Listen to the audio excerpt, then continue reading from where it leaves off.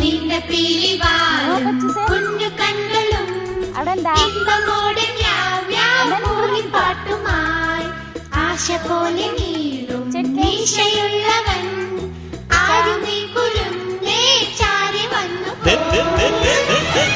മഞ്ഞ കുഞ്ഞിക്കാറുള്ള ചക്കിപ്പൂച്ചയ്ക്ക് ചക്കര തിന്നാനുള്ളി മോഹമുദിച്ചല്ലോ. പമ്മി പമ്മി പാഞ്ഞിട്ടും പാവം നിന്നിട്ടും ഇത്തിരിയോളം ചക്കര കിട്ടിയില്ല. പൂച്ചേനെ കടിച്ചിട്ട് വീഴും.